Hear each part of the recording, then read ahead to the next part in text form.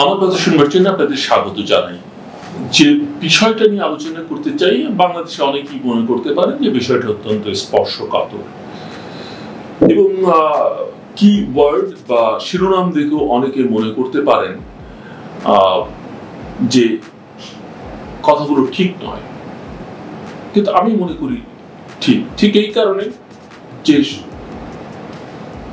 সঠিক হোক কিংবা বেঠিক হোক, আমার সম্পর্কে, আমার প্রতিষ্ঠান সম্পর্কে, আমার দেশ সম্পর্কে, আমার পরিবার সম্পর্কে যদি কোনো কথা কোথাও বাইরে আলোচনা হয়, সেটা আমাকে অনেক সময় ভাবিয়ে তোলে এবং সেটা যদি নেতিবাচক আলোচনা হয় এবং সেটা আমাকে শুধু ভাবাই না, উদ্বিগ্ন করে, দুর্ভাবনায় ফেলে।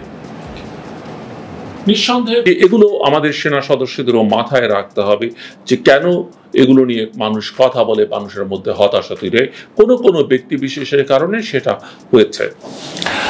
শান্তি মিশনে বাংলাদেশের সেনাদের না নিতে বিভিন্ন সময় অনেক দেশের নেতারা, আমি যেটা উল্লেখ করেছিলাম, জাতিসংঘে চিঠি দিয়েছেন, কিন্তু সরকার বিষয়গুলো সবসময় হালকাভাবে নিয়েছে এবং গুরুত্ব না দেওয়ার নীতি গ্রহণ করে চলেছে এতদিন। কিন্তু এখন তো সেই নীতি কাজ করছে না, তা দেখতেই পাওয়া যাচ্ছে।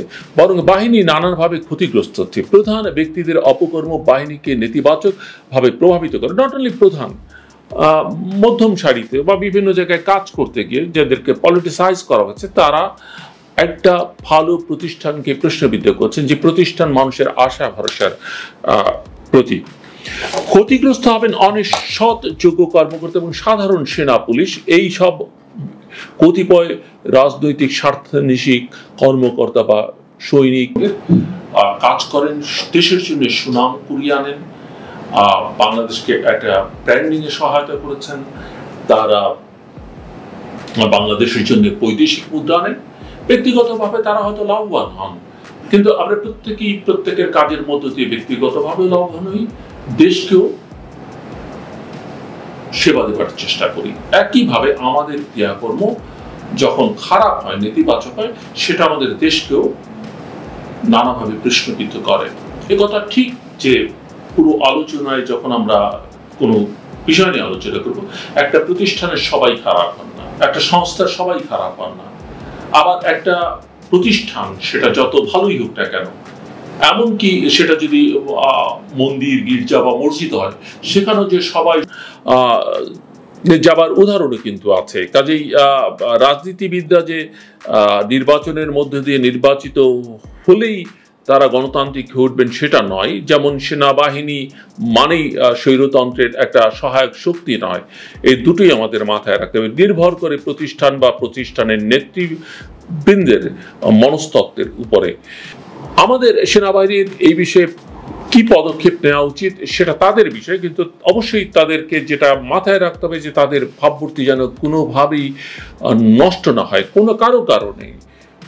কোনো ব্যক্তি, কোনো মার্কিন যুক্তরাষ্ট্রের নিরাপত্তার জন্য হুমকি, কাজে তাদের পিসকিপিং মিশনে যেন এই দেশের কাউকে না নেওয়া হয়। আমার আলোচ্য বিষয় সেগুলো না, কিন্তু এই যে দুর্ভাবনা, এই যে সুনাম ক্ষুণ্ণ হচ্ছে, এই যে ইমেজের একটা ভাবমূর্তি সংকট তৈরি হচ্ছে, সেটা আমরা কিভাবে অ্যাড্রেস করব, সেটাই আসলে আমাদের প্রধান বিবেচ্য হওয়া উচিত। সাবেক সেনাপ্রধান জেনারেল আজিজের উপরে মার্কিন নিষেধাজ্ঞার খবরের পরপরই সামনে চলে আসে ডয়চে ভেলের প্রতিবেদনটি, এবং এটা আসাতে সেনাবাহিনীর সদস্যদের মধ্যে এক ধরনের অস্বস্তি তৈরি হবার কথা, এবং সেটাই স্বাভাবিক। অনেকদিন পরে হলো এটা নিয়ে সেনাপ্রধান কথা বলেছেন। বাংলাদেশ সেনাবাহিনীর সার্বিক ব্যবস্থাপনায় এশিয়া প্রশান্ত মহাসাগরীয় স্যাংশন আসলে তারপরে কিন্তু দেখিনি। বিশেষ করে 2024-এর নির্বাচনের পরে অবস্থা একটা চরম বৈরিতার দিকে চলে গেছে বলে অনেকে মনে করেন। সেনাবাহিনী জনগণের প্রতি আনুগত্য দেখাবে নাকি একটি দলের প্রতি আনুগত্য দেখাবে, সেই প্রশ্ন অনেকে তুলতে পারেন। তবে আমি বিশ্বাস করি যে আমাদের সশস্ত্র বাহিনী এখনো পর্যন্ত দেশের প্রতি, দেশের জনগণের প্রতি আনুগত্য দেখাচ্ছেন। তারা কোনো দলের প্রতি আনুগত্য দেখাচ্ছে না। কোনো ব্যক্তি বিশেষের ভূমিকা হয়তো প্রশ্নবিদ্ধ করছে, কিন্তু সামগ্রিকভাবে এটা সম্ভব নয় এখনো পর্যন্ত। তবে একথা ঠিক যে অনেক সময় বিভিন্ন সরকারের আমলে তাদের এক ধরনের অসহায়ত্ব তৈরি হয় রাজনৈতিক প্রভাব বিস্তারের ফলে, সেটাও অনস্বীকার্য নয়, এবং এটাও কেউ কেউ মনে করতে পারেন যে করেছে। বাংলাদেশ সেনাপ্রধান তার বক্তব্যে মানবাধিকার লঙ্ঘনের সেনারা কোথায় জড়িত তা জানতে চেয়েছেন, প্রমাণ চেয়েছেন। দেশের বাইরে সেনাবাহিনী সুনামের সাথে কাজ করছে, সেনাবাহিনী আমাদের গর্ব, কিন্তু দেশের বাইরে নয়, ভেতরে গণতন্ত্রকে পিছিয়ে দিতে সেনাবাহিনীর ভূমিকা নিয়ে প্রশ্ন তুলছেন কেউ কেউ। অবশ্যই আমি বলবো সেনাবাহিনীকে এই অর্থে প্রশ্নবিদ্ধ করবার কোনো সুযোগ নেই। কোনো কোনো ব্যক্তি বিশেষ হয়তো তাদের ভূমিকা যেরকম পেশাদারিত্বের সঙ্গে রাখা উচিত, নির্মোহ নিরাসক্তভাবে রাখা উচিত, সংবিধান অনুযায়ী কাজ করা উচিত, রুলস অ্যান্ড রেগুলেশনস অনুযায়ী কাজ করা উচিত, সেটা হয়তো তারা ব্যক্তি বিশেষে কেউ কেউ করেননি, কিন্তু সামগ্রিকভাবে এই প্রতিষ্ঠানকে নিয়ে প্রশ্ন তুলবার কোনো সুযোগ আছে বলে আমি মনে করি না। বিগত নির্বাচনে তার সৎ ধোয়া তুলসী পাতা সে কথা কিন্তু বলা যাবে না। আমরা জানি যে সাম্প্রতিক কালে বাংলাদেশ সেনাবাহিনী, বিমান বাহিনী, নৌবাহিনী, র্যাব, পুলিশ, এইসব সংস্থা বা বাহিনীর বা প্রতিষ্ঠানের ব্যক্তিবর্গ যারা আন্তর্জাতিক শান্তিরক্ষী মিশনে যান, সেটা নিয়ে কিছু প্রশ্ন উঠেছে। আন্তর্জাতিক গণমাধ্যম ডয়েচে ভেলে প্রশ্ন তুলেছে যে যারা বাংলাদেশের মানবাধিকার লঙ্ঘন করে, টর্চার করে, তারা পিসকিপিং মিশনে যাচ্ছে, সেটা যেতে পারে কিনা। নিয়ম অনুযায়ী সেটা যাওয়ার কথা না, কিন্তু আমাদের দিক থেকে বক্তব্য হচ্ছে নানা ভেটিং প্রসেসের মধ্য দিয়ে সেটা গণতন্ত্রের ভিত হিসেবে যে প্রতিষ্ঠানগুলো কাজ করে সেগুলোকে দুর্বল করে তোলে এবং সেনাবাহিনীর ভাবমূর্তিকেও প্রশ্নবিদ্ধ করে। কাজে আমি সেটাকে এনকারেজ করি না যারা এগুলো মনে করেন। বাংলাদেশে অনেকবার সেনাবাহিনী গণতন্ত্রের পক্ষে দাঁড়িয়েছে, কত ঠিক বিশেষ করে আমরা স্মরণ করতে পারি হোসেন মোহাম্মদ এরশাদের পতনের সময়টাতে। সে সময় সেনাবাহিনী আসলে নিজেকে উইথড্র করে নিয়েছিল তার প্রতি সমর্থন, জেনারেল এরশাদের প্রতি। কাজেই একথা ঠিক না যে সেনাবাহিনী তারা ক্ষমতা দখল করে স্বৈর শাসন। প্রধান অতিথির বক্তব্য শেষে সাংবাদিকদের নানা পৃষ্ঠের জবাবে এমন মন্তব্য করেন সেনাবাহিনী প্রধান জেনারেল শফিউদ্দিন আহমেদ, এবং তিনি বলেন যে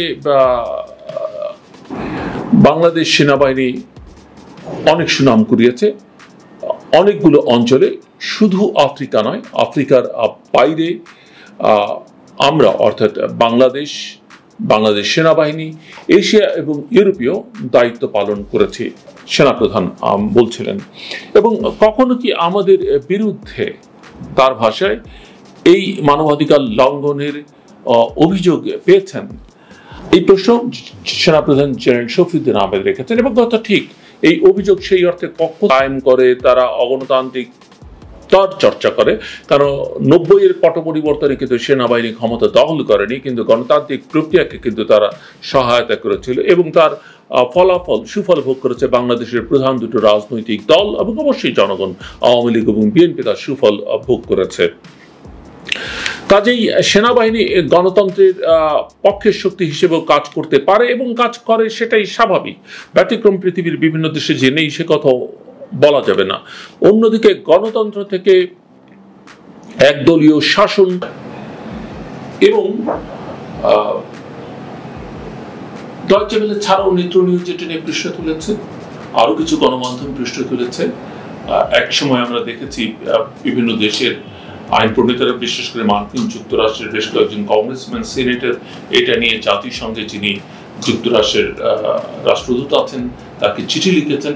তাদের কষ্ট আবার ভিন্ন ছিল, তারা মনে করে যে বাংলাদেশের কারেন্ট রিজিম তাদের নিরাপত্তার জন্য হুমকি। তাদের ভূমিকা নিয়ে জনগণের মধ্যেও হতাশা তৈরি হয়েছে, কিন্তু সেনাবাহিনী তো একটি নিয়মের মধ্যে থাকে, এটাও কিন্তু জনগণকে মাথায় রাখতে হবে। তার একটা চেইন অফ কমান্ড আছে, সেটা মাথায় রাখতে হবে। তবে আমরা যদি আবার জেনারেল আজিজের কথা যাই, তাহলে 2018 নির্বাচনের পরে তিনি সেটিকে ইতিহাসের সেরা নির্বাচন বলেছেন। একজন সেনাপ্রধান রাজনৈতিক বিষয়ে বক্তব্য রাখতে পারেন কিনা, রাখা উচিত কিনা, কারণ অতীতে আমরা এটা শুনেছি তাদের মুখে যারা আসলে সেনাবাহিনীতে থেকে রাষ্ট্র ক্ষমতা দখল করেছিলেন বা রাজনীতিতে জড়িয়ে পড়েছিলেন। এর বাইরে কোনো পেশাদার সেনা প্রধান এরকম কথা কিন্তু আগে বলেনি। কারণ প্রতিষ্ঠান, কোনো রাজনৈতিক দল, ক্ষমতাসীন কিংবা বিরোধী দল, কারো জন্য আমাদের গৌরবের এই সশস্ত্র বাহিনীর ভাবমূর্তি ক্ষুণ্ণ না হয়, এটা আমাদের সশস্ত্র বাহিনীর সদস্যদের এবং এমনকি আমি বলবো পুলিশ বাহিনীর সদস্যদেরও মাথায় রাখতে হবে এটা কোনো দলের বিষয় না, এটা জাতীয় মর্যাদার প্রশ্ন। এবং এই বিষয়ে সেনাবাহিনী বা সশস্ত্র বাহিনী, পুলিশ এবং জনগণের গণতান্ত্রিক একটা ঐকমত্য সবসময় থাকা দরকার, যেটা বাংলাদেশের সংবিধানও নিশ্চিত করেছে। এই সংকট থেকে দেশকে মুক্ত করতে তা গুরুত্বপূর্ণ ভূমিকা রাখতে পারে বলে আমি মনে করি। আমার কথা শুনবার জন্য আপনাদের অসংখ্য ধন্যবাদ। আপনাদের সবার জন্য শুভকামনা।